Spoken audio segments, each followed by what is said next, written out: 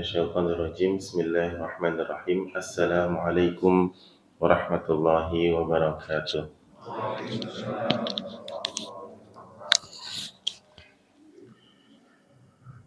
Alhamdulillahirabbil alamin. Alhamdulillahilladzi arsala rasulahu bil huda wa dinil haqq liyudhhirahu 'alad dini kullihi wa kafa billahi shahida.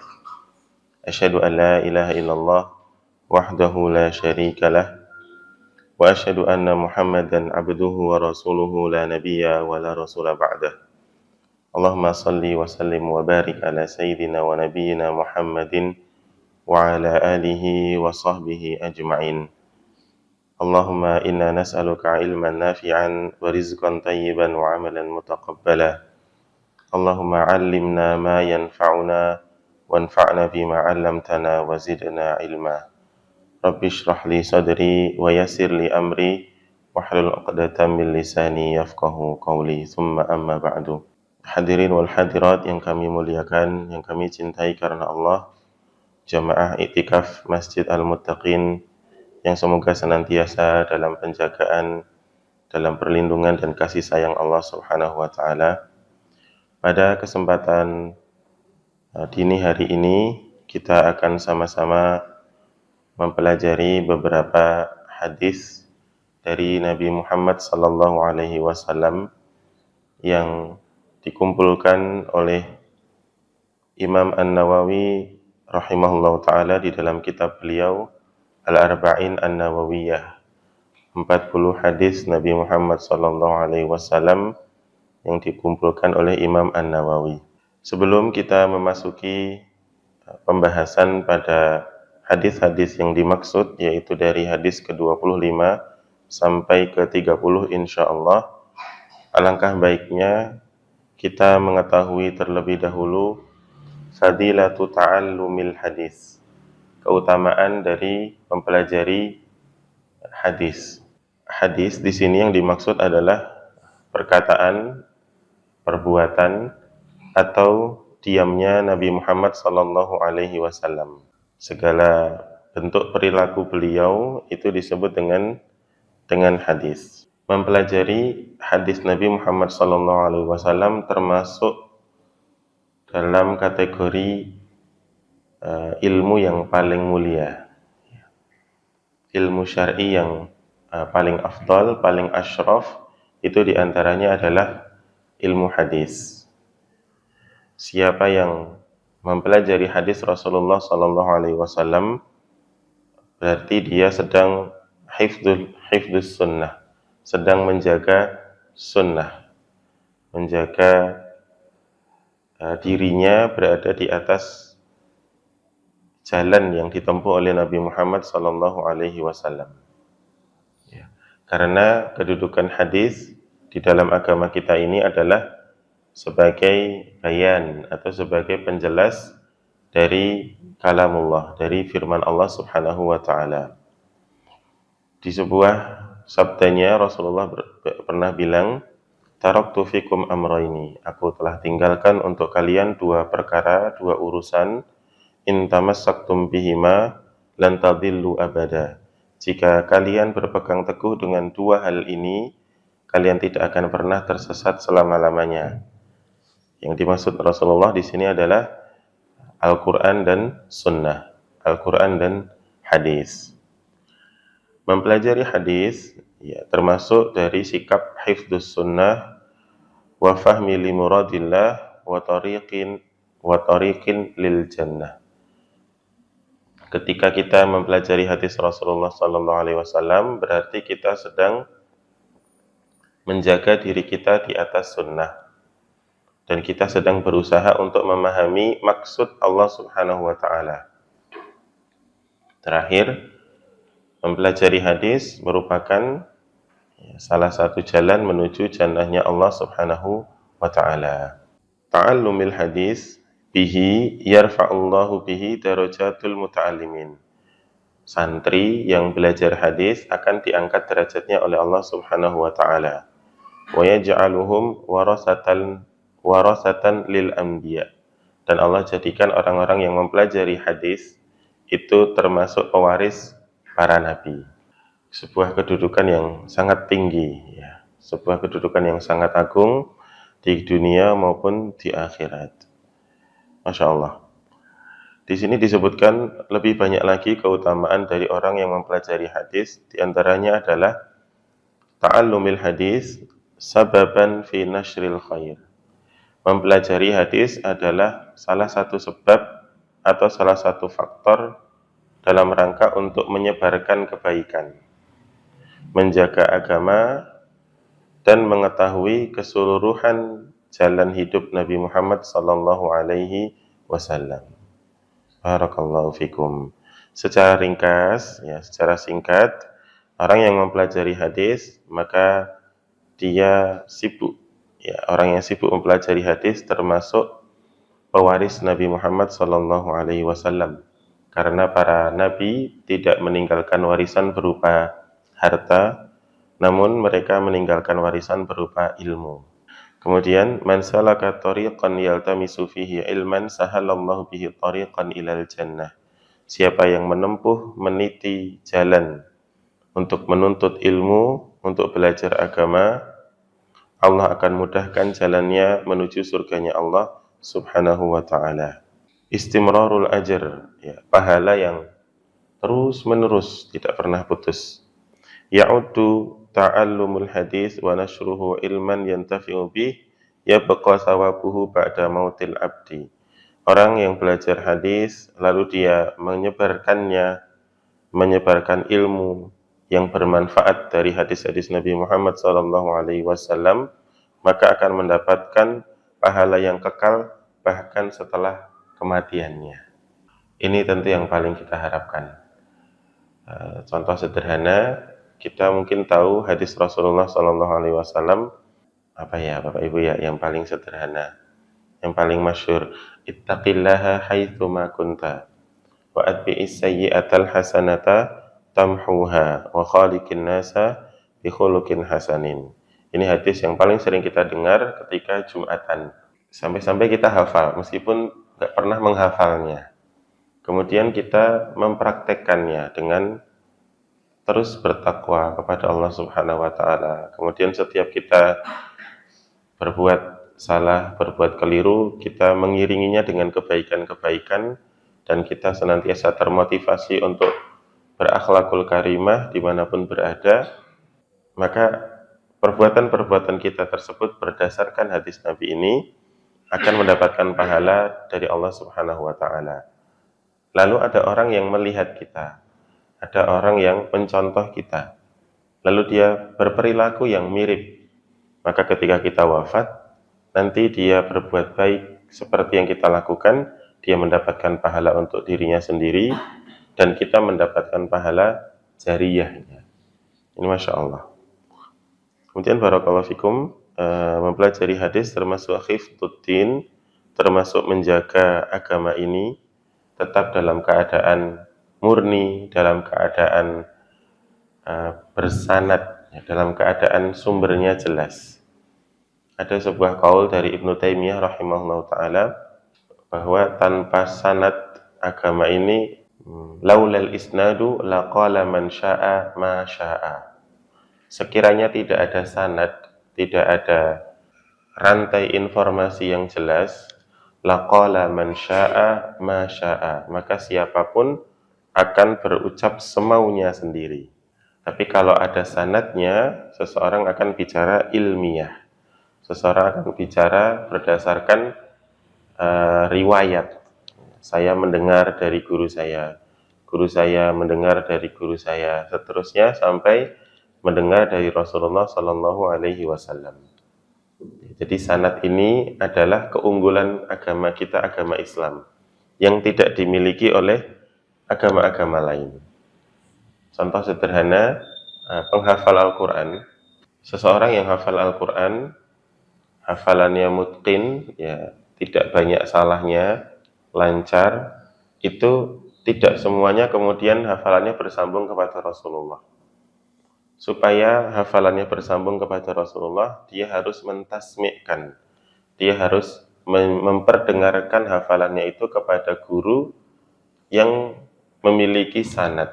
Sanad ini adalah bukti bahwa bacaannya itu bersambung kepada para sahabat Rasulullah Sallallahu Alaihi Wasallam, yang bersambung kepada Rasulullah, kepada Jibril alaihissalam, ila Rabbil Izzati, kepada Allah Subhanahu wa Ta'ala. Ketika hafalannya ini bersanad, sudah disimakkan kepada guru yang memiliki sanad, maka seakan-akan dia ada interaksi langsung dengan Rasulullah Sallallahu Alaihi Wasallam, meskipun melalui perantara-perantara. Verifikasinya jelas, ya, kuat, informasinya akurat. Nah, ini fungsi sanad di dalam agama Islam. Nah, maka kita sering mendengar ada beberapa hadis itu derajatnya mutawatir. Mutawatir itu di setiap generasi didengarkan minimal setidaknya ada 10 orang. Ketika Rasulullah bersabda, didengar oleh 10 sahabat. Kemudian setiap sahabat ini menyampaikan kepada 1 orang sampai 10 orang. Terus sampai kepada generasinya tabi'ut tabi'in a'immatul ahadis. Para imam-imam ahli hadis seperti Imam Bukhari, Imam Muslim, Imam Abu Dawud, Ibnu Majah, dan lain-lain. Bapak Ibu sekalian, hafizakumullah, kalau kita lihat urutan generasinya, Nabi Muhammad SAW hidup bersama dengan para sahabat. Hidup dengan para sahabat. Setiap ucapan beliau, perbuatan beliau, atau takrir, diamnya beliau, itu direkam oleh para sahabat. Direkam, dihafalkan, tapi belum tertulis. Pada zaman itu, yang tertulis hanyalah Al-Quran. Itu pun tersebar dalam batu-batu, pelepah kurma, dan kulit. Jadi masih terpisah-pisah.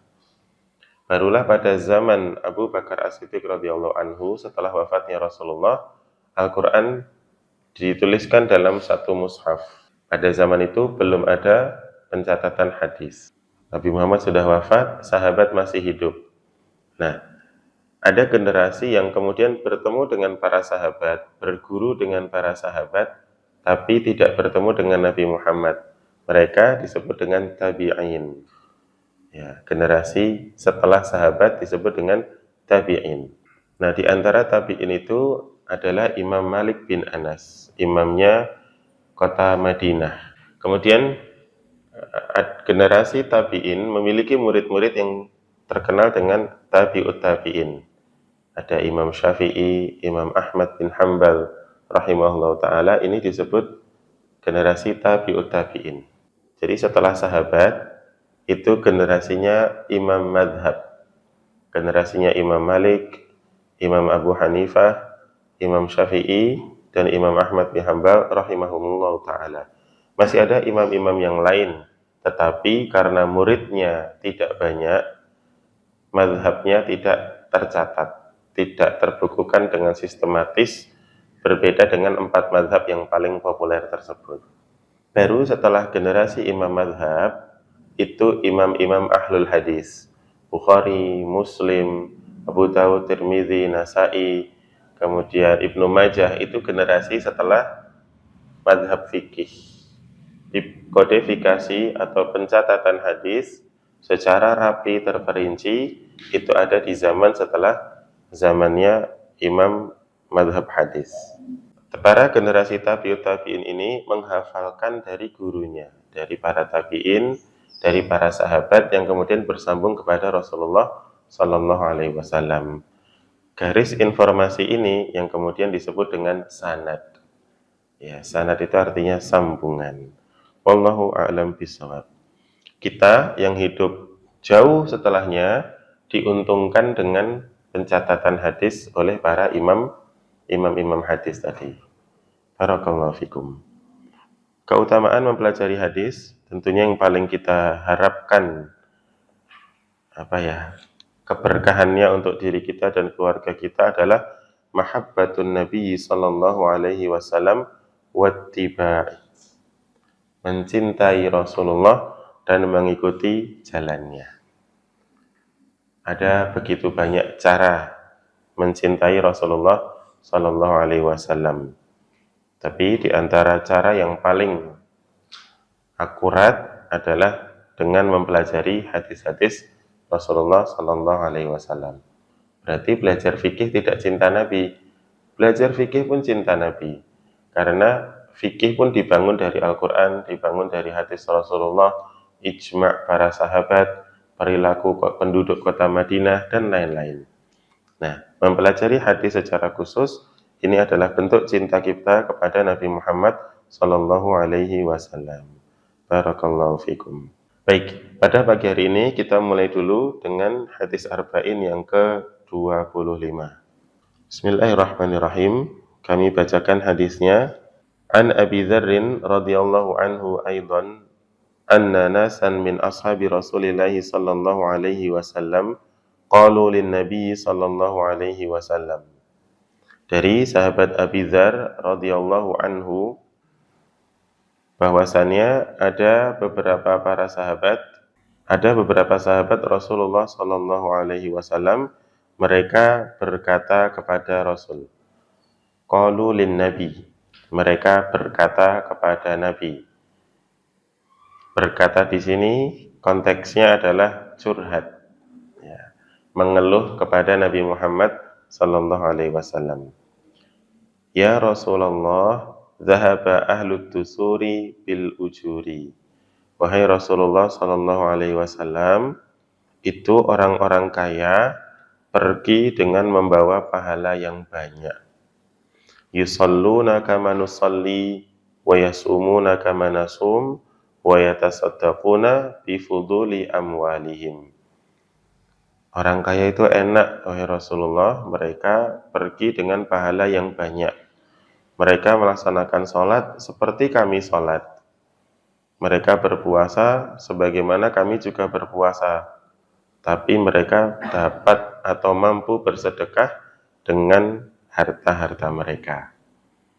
Nah, jadi di sini sahabat yang curhat kepada Rasulullah Sallallahu Alaihi Wasallam adalah sahabat dari kalangan yang bukan kaya, yang miskin, yang fakir atau yang miskin. Jadi keresahan sahabat Nabi di sini adalah kok enak ya jadi orang kaya. Enaknya itu yatasaddaquna bi fuduli amwalihim. Mereka bisa bersedekah dengan hartanya. Sedangkan kami orang miskin tidak bisa bersedekah. Justru kami menerima sedekah. Qala Rasulullah sallallahu alaihi wasallam menjawab jawaban yang menghibur, jawaban yang menjadikan para sahabat itu tetap optimis, dan tentunya jawaban yang menjadikan setiap orang itu tetap ridho dengan takdirnya Allah Subhanahu wa taala. Awalaisa qad ja'alallahu lakum ma tasaddaquna. Bukankah Allah telah menjadikan untuk kalian jalan-jalan atau cara untuk kalian tetap bersedekah? Inna bikulli tasbihatin sadaqah. Sesungguhnya setiap tasbih adalah sedekah. Wa kulla takbiratin sadaqah. Dan setiap takbir adalah sedekah. Wa kullu tahmidatin sadaqah. Dan setiap tahmid, ucapan hamdalah adalah sedekah. Wa kulla tahlilatin sadaqah. Ucapan la ilaha illallah adalah sedekah. Wa amru bil ma'rufi sadaqah. Wa nahya 'anil munkari sadaqah. Melaksanakan amar ma'ruf dan nahi munkar juga sedekah. Wa fi bud'i ahadikum sadaqah. Bahkan ketika salah seorang kalian mendatangi zaujah atau istrinya, itu juga sedekah. Ternyata ada pintu-pintu sedekah yang tetap bisa dikerjakan oleh orang miskin, yaitu zikir. Ya, dari tasbih, takbir, tahmid, tahlil, amar ma'ruf nahi mungkar, dan berinteraksi dengan istri, ini juga bagian dari sedekah. Nah, yang lucu, nah, menurut saya ini lucu, hadirin sekalian. Qalu ya Rasulullah, mereka bertanya, wahai Rasulullah, ayati ahaduna syahwatahu wa yakunu lahu fiha ajr? Ya. Apakah jika salah seorang dari kami ya menyalurkan syahwatnya kepada istrinya itu dapat pahala. Jadi yang diingat yang terakhir, yang budai ahadikum, yang tasbih, tahmid, tahlil sama takbirnya nggak ditanyain sama sahabat. Yang ditanyain langsung yang paling akhir. Ya. Ya hiburannya orang miskin kadang-kadang hanya itu Bapak Ibu ya. Kemudian dijawab oleh Rasulullah SAW, Ara'aitum law wada'aha fi haramin akana alaihi fiha wizra wa kadzalika idza wada'aha fil halal kana lahu ajr. Bagaimana menurut kalian jika dia ternyata melakukannya atau menyalurkannya pada yang haram, tentulah dia akan mendapatkan dosa. Maka sebaliknya, jika dia menyalurkannya pada yang halal, maka dia mendapatkan pahala. Hadis riwayat Imam Muslim rahimahullahu taala. Nah, ini hadis yang Masya Allah ya. Dulu waktu kami nyantri menghafal tuh ya asal dihafal aja Pak. Benar-benar mengamalkan tasbih ya. Namanya santri itu kan miskin ya. Pemuda masakini. Masakin di sini jamak dari miskin, masakini. Jadi bisanya sedekah hanya dengan tasbih, tahmid, tahlil, dan takbir. Nanti ada amar ma'ruf nahi mungkar, ya sedekahnya berarti dengan piket di pesantren, kerja bakti, gotong royong, kemudian ngurus teman yang sakit, dan lain-lain. Ini bagian dari sedekah yang dilakukan oleh santri ya, ketika masih belum punya uang. Barakallahu fikum. Secara singkat, hadis ini berisi penjelasan bahwa orang miskin itu tetap punya hubbut tanafus, punya rasa cinta untuk berkompetisi, tetap ingin berlomba, nggak mau kalah dengan orang kaya. Dan ini salah satu iri yang diperbolehkan. La hasada illa fi isnataini. Tidak boleh hasad kecuali dalam dua perkara. Yang pertama, hasad kepada ahlul ilmi, ahlul Quran. Hasad kepada orang yang Allah berikan kepadanya ilmu tentang Al-Quran. Lalu kita hasad kepada mereka, kita ingin bisa membaca Al-Quran sebaik mereka. Kita ingin punya pemahaman Al-Quran sebaik mereka. Sehingga kemudian kita sibuk mempelajari Al-Quran. Ini hasad yang pertama yang diperbolehkan. Dan ini keutamaannya luar biasa. Man syaghalahul Quran, dalam sebuah hadis qudsi yang derajatnya hasan dari Abi Sa'id Al-Khudri, disebutkan Rasulullah bersabda, meriwayatkan dari Allah Subhanahu wa taala, Man syaghalahul Quran an dzikri wa mas'alati. Siapa yang sibuk dengan Al-Quran sehingga tidak sempat untuk berzikir atau meminta kepadaku sebuah permohonan, a'taituhu afdhala ma u'tis sa'ilin. Kata Allah, aku akan memberikan kepadanya yang lebih baik daripada yang diminta oleh orang-orang yang berdoa.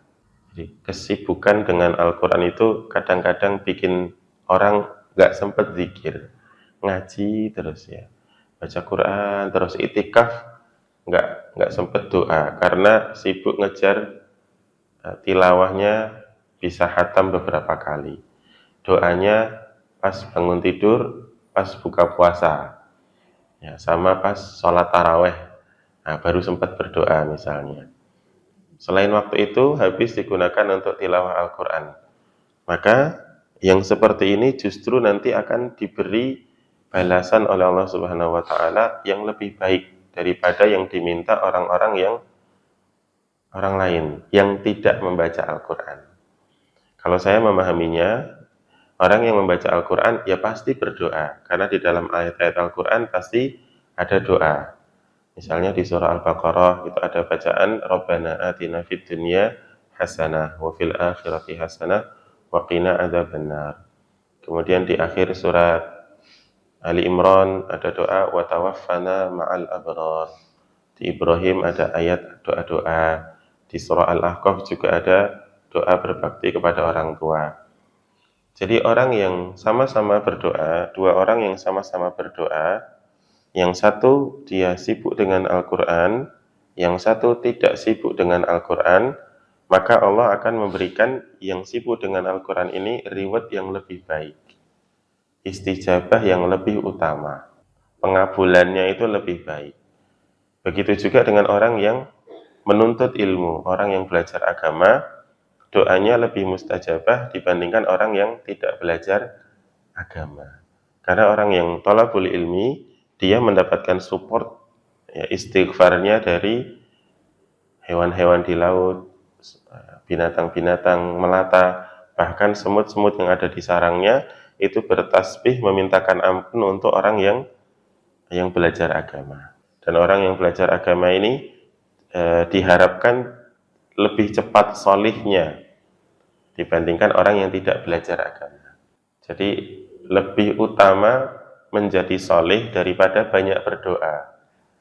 Doa di sini maksudnya doa masalah, Bapak Ibu. Doa meminta. Doa saya mau ini, Allah saya mau itu. Aku ingin begini, aku ingin begitu, ingin ini itu banyak sekali. Udah kayak lagunya Doraemon ya. Apa aja mau, tapi lupa mempersoleh dirinya.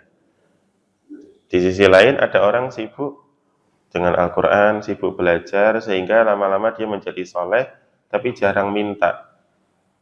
Nah, maka yang seperti ini cenderung lebih mudah istijabah doanya, lebih mudah dikabulkan. Allahu a'lam bishawab. Barakallahu fikum. Hadis yang ke-25 dari Arba'in ini, pelajaran penting nomor 1 tadi, bahwa orang miskin itu juga punya keinginan untuk berlomba, nggak mau kalah dari orang kaya. Maka Nabi Muhammad SAW menunjukkan kepada mereka jalan perlombaan yang masih bisa mereka ikuti. Lalu bagaimana kalau ternyata yang miskin ini ahlu tasbih, dia rajin tasbih, rajin tahmid, tahlil, rajin takbir, rajin amar ma'ruf nahi mungkar. Yang kaya juga ternyata sama, nggak kalah zikirnya dengan yang miskin, plus yang kaya masih sedekah. Ya sudah, ya kalah lagi berarti Bapak Ibu. Kalah 2 kali.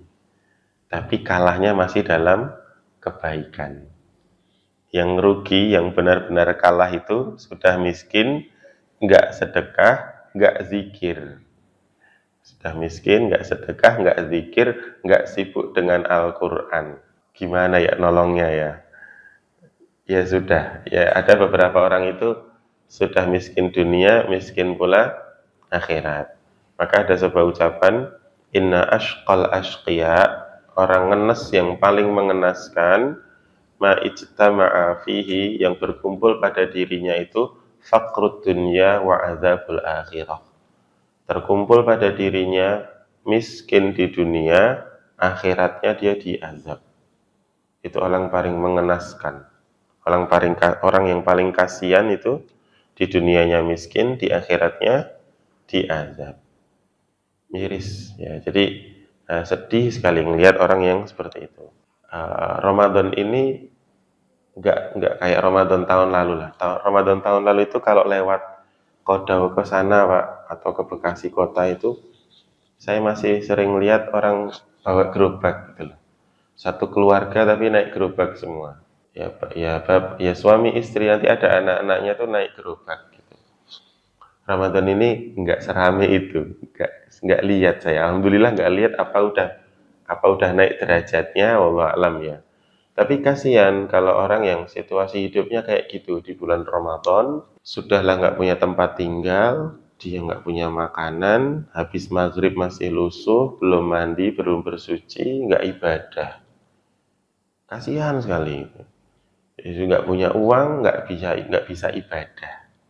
Kalau nggak punya uang, tapi malamnya masih bisa tarawih, itu kan masih nikmat, masih ada kenikmatan dari Allah Subhanahu wa Ta'ala. Tapi yang nggak ada itu kan berarti butuh pertolongan serius.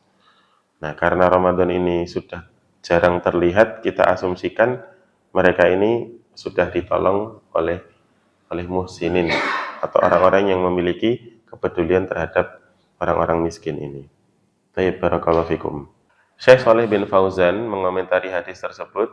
Hadis ini menjelaskan begitu banyak jalan kebaikan Allah pun memudahkan kita untuk menempuh jalan kebaikan tersebut. Dan ingatlah, setiap orang pasti menginginkan berbuat baik, termasuk yang kaya dan yang miskin. Semua orang yang hatinya bersih pasti menginginkan untuk berbuat baik. Barakallahu fikum. Para sahabat Rasulullah Shallallahu Alaihi Wasallam adalah manusia-manusia terbaik. Rasulullah pernah menyebutkan la tasubbu ashabi. Jangan pernah kalian mencela sahabat-sahabatku. Di hadis yang lain disebutkan khairul quruni qarni. Sebaik-baik generasi manusia adalah yang hidup bersamaku.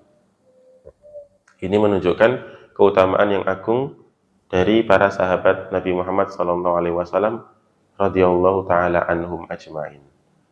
Dan ini madhab Ahlussunnah wal Jamaah adalah meyakini bahwa para sahabat itu afdalun nas, manusia terbaik itu sahabat, dan semuanya dijamin masuk surga oleh Allah Subhanahu wa taala. Ya, walaupun nanti kalau kita mempelajari sirahnya tiap sahabat ya Bapak Ibu, ya ada juga lucu-lucunya gitu. Seru-serunya itu juga ada, yang usil juga ada, yang dagel, yang kemana-mana bikin ketawa juga ada gitu. Perilakunya unik-unik gitu. Nah, tapi karena mereka bertemu Rasul dan mereka beriman kepada beliau alaihi salatu wassalam dan wafat dalam keadaan beriman, mereka mendapatkan derajat yang tinggi ya, radhiyallahu anhum wa radu'an. Mereka ridho kepada Allah, Allah pun ridho kepada mereka. Nah, para sahabat ini memiliki sifat saling berlomba dalam kebaikan. Dan Rasulullah itu karena dibimbing oleh Allah Subhanahu wa taala, beliau itu menjadi mentor yang sangat ahli untuk melihat sisi-sisi lebih dari tiap sahabatnya.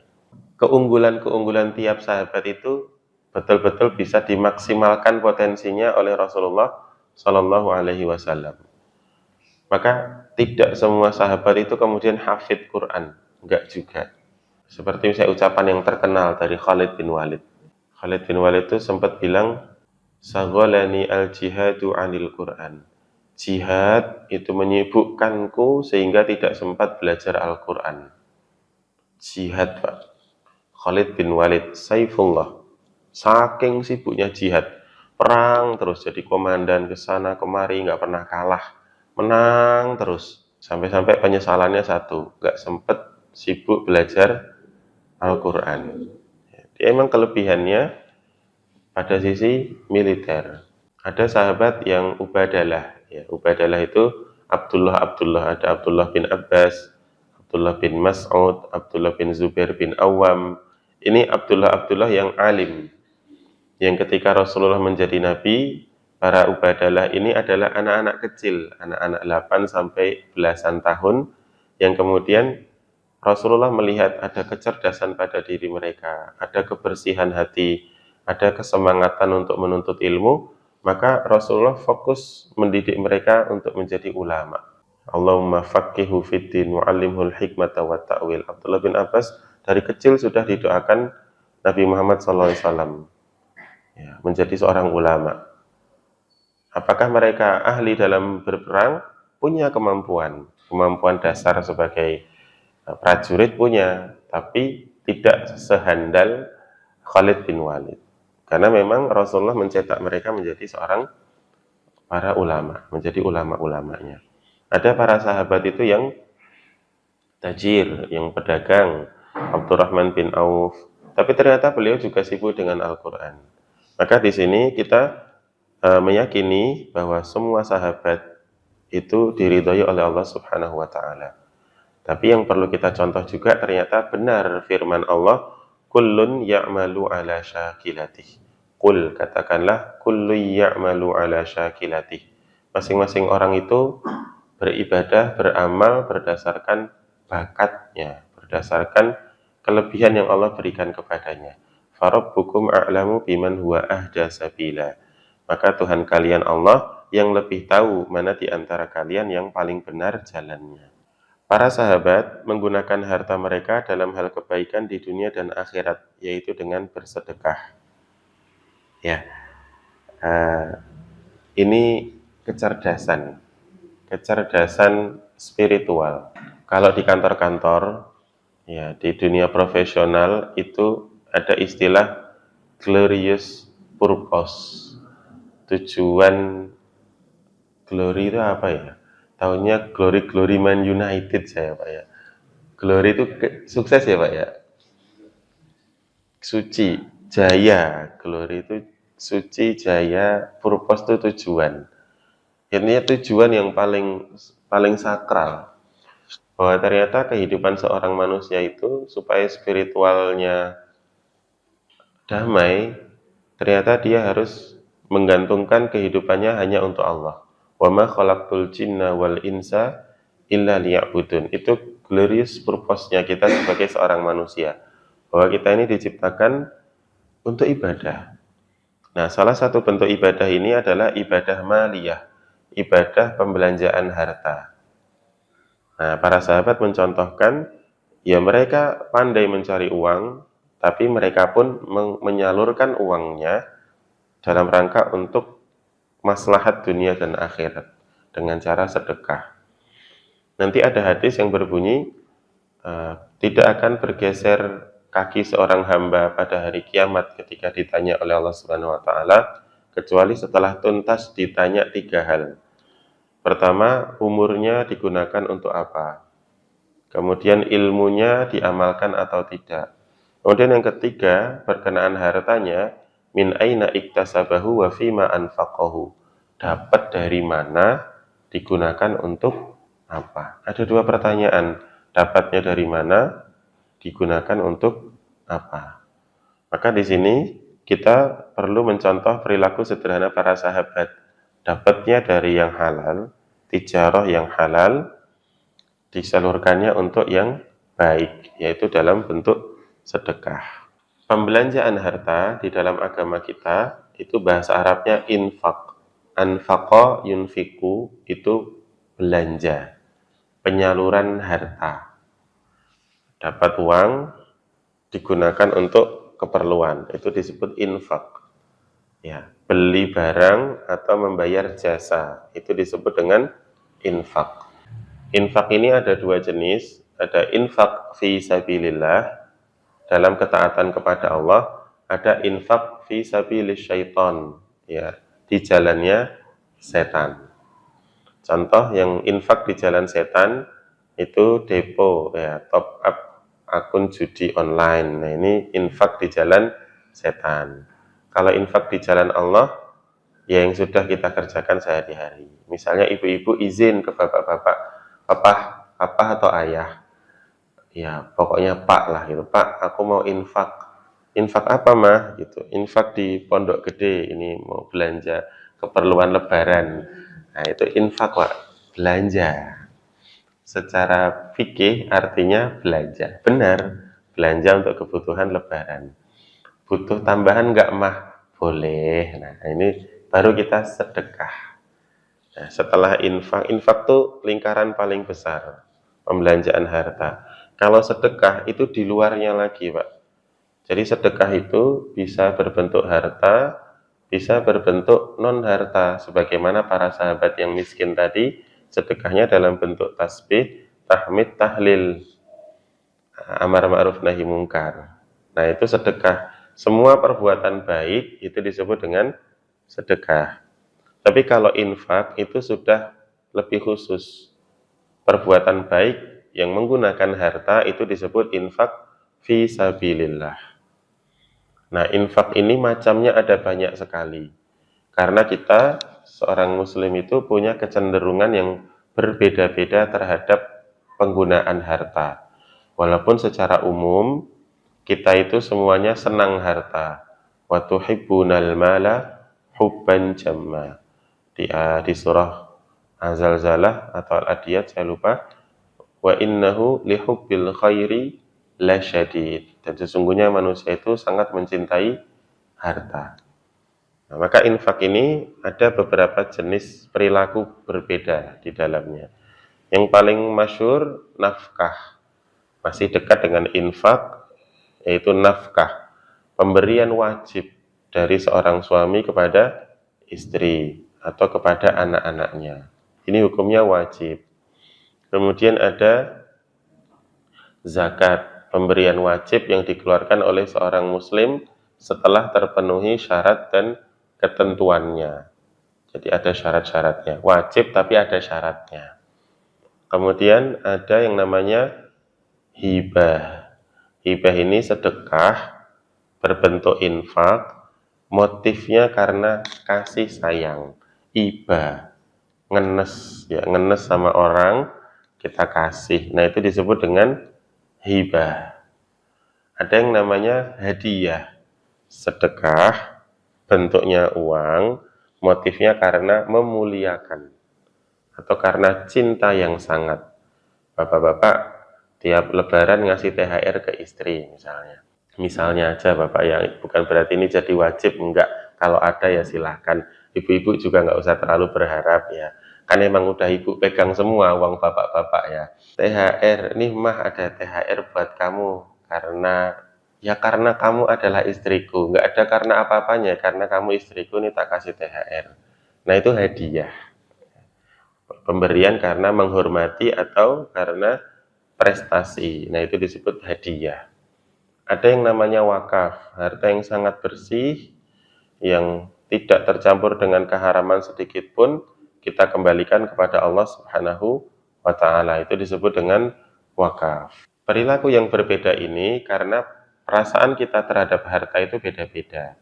Kita memberi orang karena motif di dalam hati yang berbeda-beda. Nah, inilah yang kemudian dimaksud oleh para sahabat tadi, yatasaddaquna bifuduli amwalihim. Orang kaya itu enak. Kenapa? Karena bisa bersedekah dengan kelebihan harta mereka. Kasihan sama orang, dia hibah. Senang sama orang lain, kasih hadiah. Hartanya nganggur, diwakafkan di jalan Allah Subhanahu wa Ta'ala. Produktif akhirnya. Kemudian masih ada sisanya banyak, ya dikasihkan nafkah kepada kerabat-kerabatnya, dan seterusnya, dan seterusnya. Sehingga dengan level yang sama, tentunya orang yang kaya itu lebih baik daripada yang miskin. Pada dua orang muslim dengan level ibadah yang sama, maka yang kaya lebih afdol daripada yang miskin. Dan di dalam sebuah hadis disebutkan, ni'mal mali sholih firrajulis sholih. Sebaik-baik harta itu adalah yang dikuasai oleh orang soleh. Karena pasti digunakan dalam ketaatan kepada Allah Subhanahu wa Ta'ala. Tayyib, barakallahu fikum. Kemudian di sini ada pelajaran penting bahwa ternyata Allah Maha Penyayang kepada kaum beriman. Sekiranya kita tidak bisa mengalahkan orang kaya melalui sedekahnya, maka kita tetap bisa berlomba taat dekat kepada Allah Subhanahu wa Ta'ala dengan zikir-zikir dan ibadah kita. Dan kompetisi yang fair bisa diikuti oleh semua orang adalah kompetisi takwa. Ya, takwa ini tidak pandang bulu. Ya, mau kaya, mau miskin, semuanya bisa berkompetisi dalam takwa. Bukan berarti yang kaya otomatis pahalanya paling banyak. Bukan berarti juga yang paling pinter yang paling banyak pahalanya. Karena nanti pada hari kiamat, yang pertama kali dilemparkan ke dalam neraka bukan ahlul maksiat, tapi justru ahlul ta'at. Ya, yaitu orang-orang yang keliru niatnya ketika bersedekah, atau yang keliru niatnya di dalam thalabul ilmi, di dalam mempelajari Al-Quran. Ya, ada yang alim, qori, tapi dilemparin ke dalam neraka. Ketika ditanya, aku membaca Al-Quran, aku menuntut ilmu, ya dalam rangka untuk dirimu ya Allah. Maka kemudian Allah bilang, kadzabta, bohong kamu. Kamu ngafal Al-Quran, bacaan Qurannya bagus, supaya dipanggil qori. Supaya kamu dipuji-puji orang lain, bacaan Quranmu bagus. Kamu sedekah biar disebut dermawan, biar disebut orang baik. Nah ini ancaman. Jadi kadang-kadang kita juga perlu memperhatikan ancaman. Bukan berarti supaya kita berhenti dari ibadah tersebut, tetapi supaya kita lebih mengikhlaskan niat kita di dalam setiap perbuatan kita. Tamam. Sedikit lagi hadirin wal hadirat yang kami muliakan. Di situ tadi ada pembahasan sabda Rasulullah, dan amar ma'ruf nahi mungkar itu juga bagian dari sedekah. Nah, amar ma'ruf nahi mungkar ini satu kesatuan. Ya, al-amru bil ma'ruf, memerintahkan yang baik dan mencegah yang mungkar. Tapi hukumnya di sini ada turunannya dalam fikih. Jadi ada amar ma'ruf nahi mungkar yang sifatnya fardu ain. Ada yang nanti sifatnya mubah atau sunnah saja. Ada yang wajib kifayah. Tergantung situasi dan kondisi. Ketika amar ma'ruf nahi mungkar ini kita mampui, ya, kita punya posisi yang kuat, maka hukumnya fardu ain. Contoh amar ma'ruf nahi mungkar yang fardu ain adalah para ayah, para suami untuk memerintahkan keluarganya sholat. Itu amar ma'ruf nahi mungkar yang sifatnya fardu ain. Tugas kita, masing-masing kepala keluarga punya fardu ain, dan itu sedekah. Dan itu adalah sedekah yang lebih afdol daripada sedekah harta. Karena duty atau tugas utama kita sebagai pemimpin keluarga itu bukan provide, bukan memberikan nafkah, tapi justru menjaga, melindungi mereka dari api neraka. Itu tugas utama kita. Maka di sini amar ma'ruf nahi mungkar yang fardu ain adalah memerintahkan salat. Wa'mur ahlaka bis salati wastabir 'alaiha la nas'aluka rizqa nahnu narzuquk wal 'aqibatu littaqwa. Terjemah saya, nanti Bapak-bapak bisa cek di terjemahnya Depak, tentunya itu lebih akurat ya. Dan perintahkanlah keluargamu untuk sholat, dan bersabarlah di dalam memerintahkan mereka sholat. Sabar membangunkan, terutama subuh. Harusnya kita yang bangunkan subuh, istri dan anak-anak kita. Dan membangunkan itu dengan lemah lembut. Ya ayyuhal muddatsir kum fa'angdir. Ya ayyuhal muddatsir itu panggilan penuh kelembutan, penuh rasa cinta. Panggilan Allah untuk Nabi Muhammad Sallallahu Alaihi Wasallam. Ya ayyuhal muddatsir, wahai orang yang berselimut. Jadi bangunin tidur itu nggak boleh kasar, harus dengan lembut, dengan kasih dan sayang. Kemudian memberikan fasilitas mukena, sejadah, sarung, itu tugas kita. Wastabir 'alaiha, kita harus sabar. La nas'aluka rizqa. Nah, banyak para ayah dan suami itu berkelit, ya, melipir, mengelak. Saya nggak sempet ngajarin agama keluarga saya, nggak sempat didik agama karena saya sibuk cari nafkah. Dibantah sama Allah. La nas'aluka rizqak, nahnu narzukuk. Kami nggak minta rizki dari kamu, kata Allah. Kami yang akan memberi rizki. Kami yang akan memberi rizki. Wal aqibatu littaqwa. Dan kesudahan yang baik adalah diberikan kepada orang yang bertakwa. Ketika kita memerintahkan sholat anak kita, istri kita, disitulah pintu rizki Allah langsung bukakan untuk kita. Langsung. Ya. Maka sesempat mungkin Bapak Ibu ya, Bapak terutama, ketika kita berjarak dengan istri dan anak, sedang pergi tugas, sedang bekerja, sedang keluar kota, ketika sudah dekat waktu sholat, telepon istrinya, telepon putra-putrinya yang sudah berkeluarga atau yang masih sekolah. Sudah dekat waktu sholat, nak.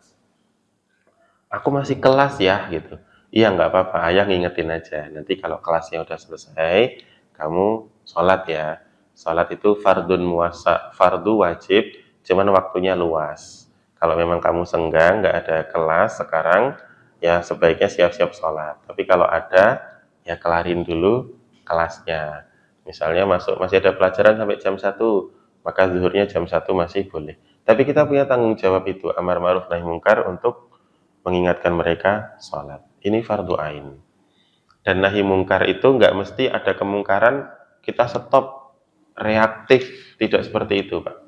Usaha kita mendidik agama sehingga anak itu tidak berzina, tidak main judi, tidak apa ghibah dan dosa-dosa yang lain, itu juga bagian dari nahi mungkar.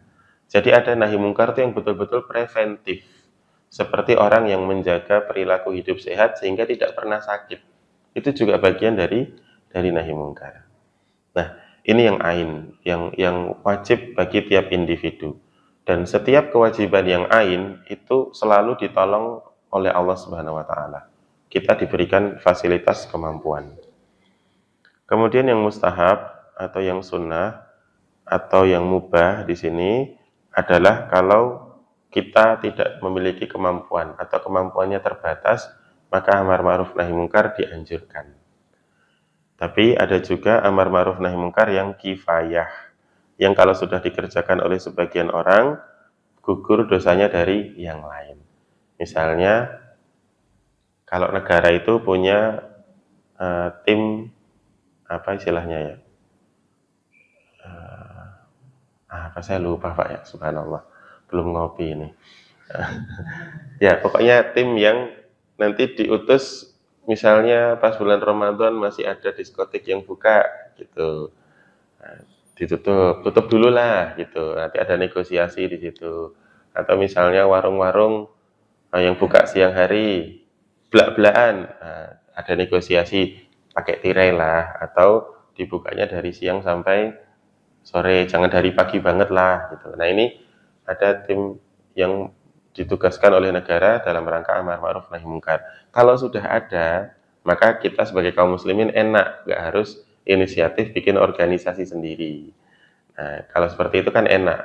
Jadi ketika ada kemungkaran-kemungkaran, itu sudah ada yang menyetopnya. Dan itu dalam rangka untuk menjauhkan negeri kita dari azab Allah Subhanahu wa taala. Wallahu alam bisawab, itu dulu barangkali yang bisa kami sampaikan dari hadis Arba'in nomor 25 tentang sedekah. Semoga Allah Subhanahu wa taala menjadikan kita orang-orang yang jujur, ya, orang-orang yang siddiq, yang setiap perilaku kita adalah sedekah. Setiap perilaku kita adalah pemberian terbaik untuk diri kita dan untuk orang lain yang bermanfaat bagi kehidupan dunia maupun akhirat kita. Alhamdulillah, mohon izin kita sudahi untuk sesi ini. Insya Allah dilanjutkan dini hari besok. Insya Allah. Mari kita akhiri dengan kafaratul majlis. Subhanakallahumma wa bihamdika asyhadu an la ilaha illa anta astaghfiruka wa atubu ilaik. Wa sallallahu ala sayyidina wa nabiyina Muhammadin wa ala alihi wa sahbihi ajmain walhamdulillahi rabbil alamin. Wassalamualaikum warahmatullahi wabarakatuh.